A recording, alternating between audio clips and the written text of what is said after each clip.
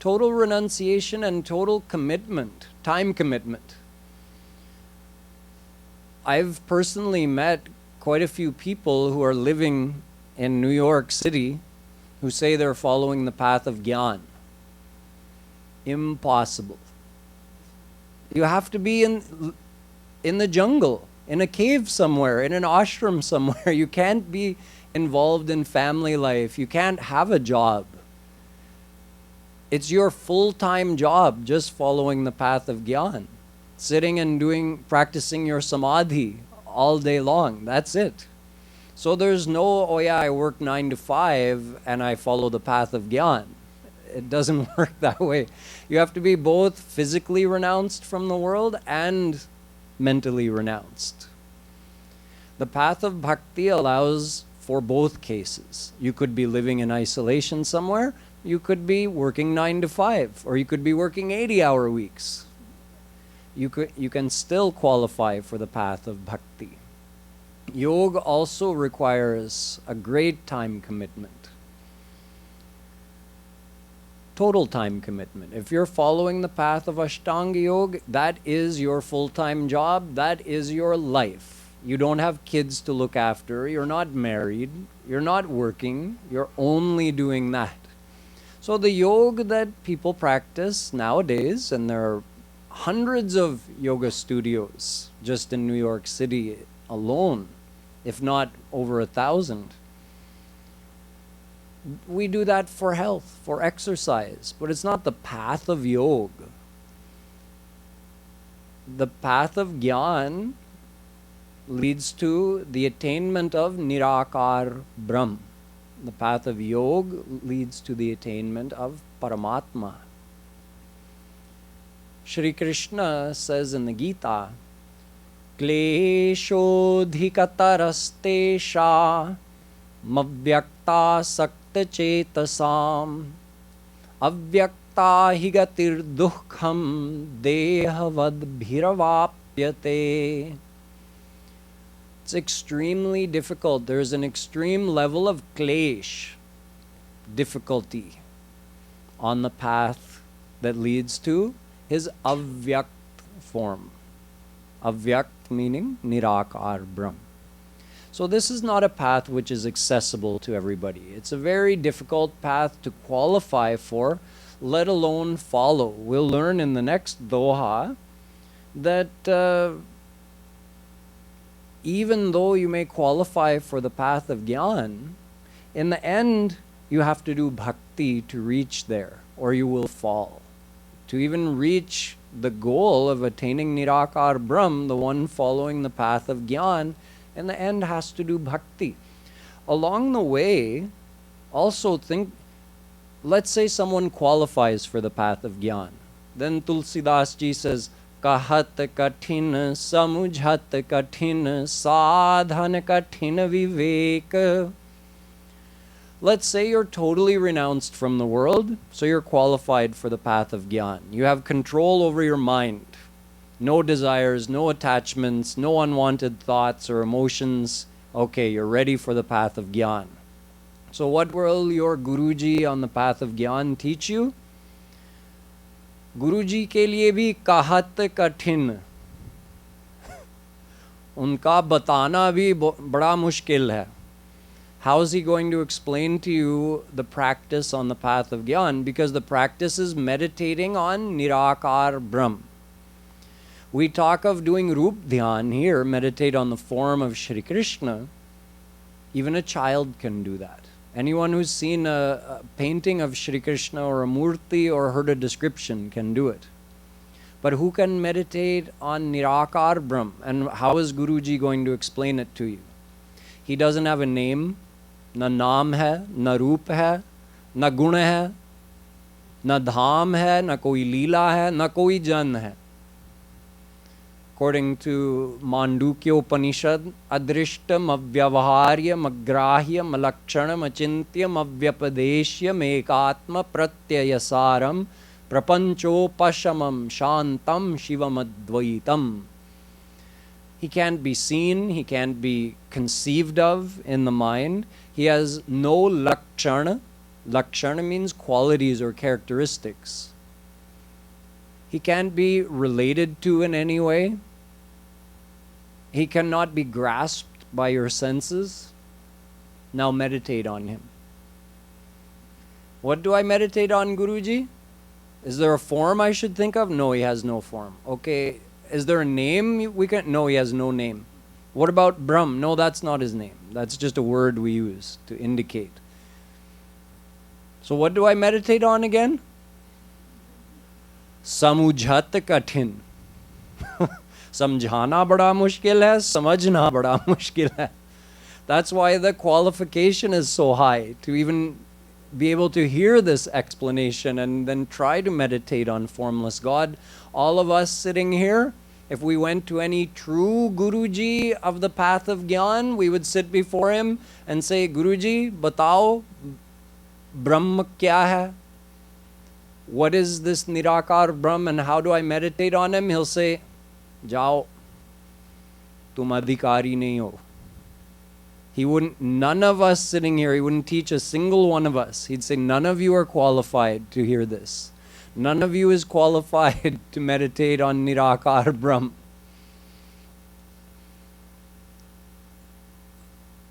There's a famous story of Shankaracharya, who had a learned, very religious man come to him, asking to be initiated into this path of meditation on formless God, the path of Gyan. So as he was approaching, Jagadguru Shankaracharya knew that this man was coming and why he was coming, because he's Antaryami. So he told one of the devotees outside who was doing seva, sweeping outside the ashram, that this man is coming, and when he comes close, I want you to sweep some dust on him when he passes by. Because I want him to realize that his heart is still impure. He's got anger. He lacks humbleness. So he came, that lady who was sweeping, when he was walking nearby, swept enough that it went into his feet and his legs, and he growled at her. Can't you see I'm walking here? What do you think you're doing? And then he continued into the ashram and said, Guruji, I've come to learn the path of Gyan. Please accept me as your disciple. So Jagadguru Shankaracharya said, no, you're not qualified. The one who's qualified for the path of Gyan has a clean heart, no desires, no anger, none of that. So you go and do parikrama of Govardhan Hill, chant Radhe Govind for a whole year, just eat whatever you get by begging food, and come back after 1 year. So he came back, having followed his instructions, and certainly his heart was more pure, but still not pure enough. He again told that devotee that this man is coming back again. This time, I want you to actually sweep the dirt onto him and even touch him with the broom. So she did. And this time he had more control, but he still grumbled at her and then realized, oh, what did I do? And then went inside. Guruji, I'm ready. No, you're not. Go do bhakti again for a whole year. Do parikrama of Govardhan Hill, chanting Radhe Govind. Pray to Krishna to purify your heart. So he did. He returned after another year. And this time Shankaracharya told that devotee who was sweeping outside that this year it's not going to be enough just to touch him with the broom. I want you to take the whole dustbin and empty it on his head when he passes by. So on he comes. As he draws even with her, she picks it up, dumps it on his head, and this time he fell at her feet and clutched her feet and said, Ma, you are my true guru. Then he went inside and Shankaracharya said, now you're ready for the path of Gyan. So if we're not ready, no actual guru of the path of Gyan is going to teach us. So you can judge for yourself how many people are out there today teaching the path of Gyan, Advait, Vedant, to the masses.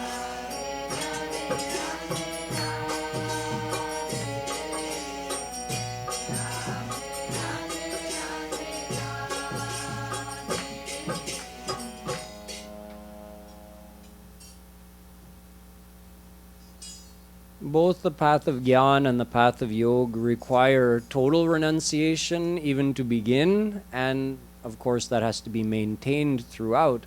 If it's not, if the Jnani or the Yogi starts to get interested in worldly entertainments, then they fall from their path. So it's very difficult to maintain that kind of renunciation, and that too without surrendering to God. If the Jnani or Yogi is not doing bhakti, it means they're not surrendering to a personal form of God. They're not surrendering to Bhagwan. So they're not receiving God's grace. So they're not getting help, you can say. They're doing whatever they do on their own, which is very impressive. It's amazing. But how many of them can make it all the way? It actually takes many lifetimes. Manushyanam sahasreshu kaschid yatati siddhaye yatatam api siddhanam. In the Gita, Shri Krishna says, it's very rare for someone to even try to know me through the path of Gyan. Even then, Bahuni Janmanantaram, after many lifetimes of practicing the path of Gyan or Yoga, someone reaches the state of total heart purification. So how many people who qualify actually succeed in reaching that? Very few, a very small percentage. A lot of them, Ye nyera vindaksha vimuktamani nastvai astabhavad vishuddha buddhaya aruhya krichrena param padam tatah patantyadho nadrita yushmadangraya. The Bhagavatam says, quoting Brahma, that never mind someone part way along the path of Gyan or Yoga, the one who has reached Aruhya Krichrena Param Padam, the topmost Siri, like, you know, some mandirs you go to, like Radha Rani Mandir in Barsana, Shree Mandir, there's hundreds of steps to get to the top. So you have to keep going up. If you take a few steps and then fall back down, then you have to start again, right? That's what the Jnani does if he falls from his path. God isn't holding him up. If you make it all the way to the top step and then you fall, again you come all the way down. Generally, when you fall down the stairs, when do you stop? When you reach the bottom, right? So then you start again. Even if the Jnani reached the top step, but he doesn't take the final step of surrendering to God, asking for His grace. Only with your grace I can know you. Only with your grace I can get liberation from Maya. If he doesn't do that, then he's still under Maya. And he falls. Tata patanti. He falls down. So anywhere along the way, if the Jnani falters, he falls down, and even if he reaches the topmost stage, which is actually called Atma Gyan, he knows himself. Here it's stated, Nija Swarupa Ko Gyan. He knows, I am the soul. I'm not this body. He understands that fully.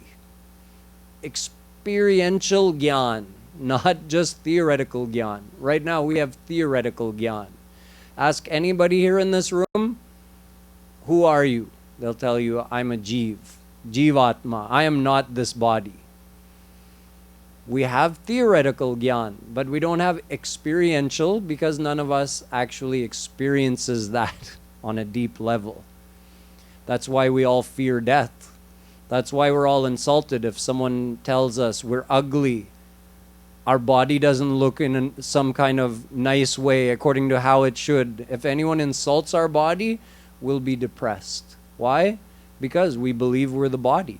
We have the theoretical knowledge we're the soul, but we actually live in body consciousness. So this jnani or yogi has reached that stage where they live in the consciousness where they understand, I am the soul. And yet, because they haven't surrendered to God, so they're still under Maya. Shri Krishna refers to this state as Brahma Bhutavastha in the Gita. He says, even having reached that state, Brahma Bhuta Prasannatma na shochati na kankshati. Na shochati, he has no worries. Na kankshati, doesn't desire for anything. Samah sarveshu bhuteshu, he looks at all beings the same. None is his enemy. None is dear to him. They're all just souls like him. Then what? Mad bhaktim labhate param. Then he has to do bhakti to me. He reached this far on his own, but that's it. He got Atmagyan, but as an Atmagyani, you're still under Maya. If you die, you'll be reborn. You're still under Maya and you don't have Brahmagyan. You don't know God. So you have knowledge of the Ansh. You don't have knowledge of the Anshi. How to get that? Mad bhaktim labhate param. So he says, Bhaktya mam abhijanati yavan yaschasmi tatvatah. Bhaktya, through bhakti, mam abhijanati. Then he knows me in full through bhakti. So we do bhakti to get his grace. With his grace, we can know him. Without his grace, no one can know him. Soi janai jehi dehu janai. Ramayana says, Oh, Bhagwan Ram, you are known by the one to whom you make yourself known. In other words, we surrender, you grace, then we can know you. So knowing God is called Brahmagyan, and that only happens through his grace, which is only received through bhakti to Sakar Brahm. Meaning Shri Krishna gives grace, or any of his forms. But as you learned yesterday, does Nirakar Brahm grace? No. Nirakar Brahm has no idea if you're meditating on him, surrendering to him or not, because he's also in that dormant state. All of his powers are dormant. So as Nirakar Brahm, Shri Krishna doesn't do anything, including grace souls. So the Jnani, although he's meditating on Nirakar Brahm, he has to surrender to Shri Krishna in his personal form in order to get the benefit of his grace. And through his grace, then he knows him. Then he gets Brahmagyan, and then he's liberated from Maya. And if he doesn't, then what happens? No one stays in the same place. He's as high as he can go. So if he doesn't take the final step, eventually, he's still got a material mind. So what is your material mind going to do eventually? It's going to turn towards the material world. So he tried with so much effort to take it away from the material world, but it's like pumping water uphill. If you're pumping the water uphill, you need a good pump, and it keeps pumping the water. If the pump breaks down even for a second, what happens? The water starts coming back down the hill. So the path of Gyan is like trying to pump water back up the hill. The path of Bhakti is like taking the water that's running down the hill and just diverting it. You dig a deeper channel next to the channel that water's following, it'll follow the deeper channel. In other words, on the path of bhakti, you keep your desires, but you divert those desires towards God. You want love? Love Shri Krishna. You want beauty? Desire to see the form of Shri Krishna. All the desires you have in this world, divert them towards him. So your mind doesn't have to be stopped on the path of bhakti. It just keep that energy of the mind and that motion of the mind that it's always running after happiness, okay, and just divert it. Dig a deeper channel towards Shri Krishna. And the path of Gyan says, no, stop. No desires on this path whatsoever. Pump the water back uphill. So even if he reaches the state of Atma Gyan, because he's got a material mind, so what does that mind want to do? Eventually it wants to start running again. And if he doesn't surrender it to God, it's going to run back into the world and he'll fall from his state of Atma Gyan. So this is why bhakti is a necessity for everybody. Even someone following the path of Gyan or Yoga has to take refuge in the path of bhakti in the end. So this is described in the dohas that we've just sung.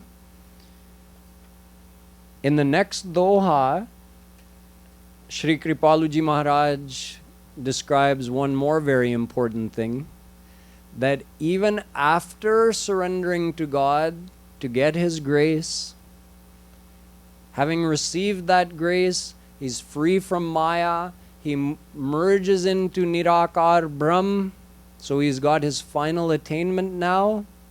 Even then, those jnanis and yogis who have attained God in this way, the formless bliss of God, if they are given a chance to experience the bliss of Shri Krishna and his leelas, then their mind abandons that experience of formless God and immerses itself, drowns itself in the bliss of Shri Krishna, his virtues, his form, his leelas. So it shows that even though Shri Krishna himself is Brahm, but there's something very special in the personal form of Shri Krishna, which is even proven by those Jnani saints who have already experienced formless God, and they abandon that so that they can experience and drown themselves in the bliss of the personal form of God. So the next doha explains this. Tomorrow I'll give you some actual historical examples where this happened, where someone who had experienced Nirakar Brahm later decided or even it just happened. They met Shri Krishna and they abandoned the bliss of Nirakar Brahm and experienced Premanand. Bolo Vrindavan Bihari Lal Ki Jai.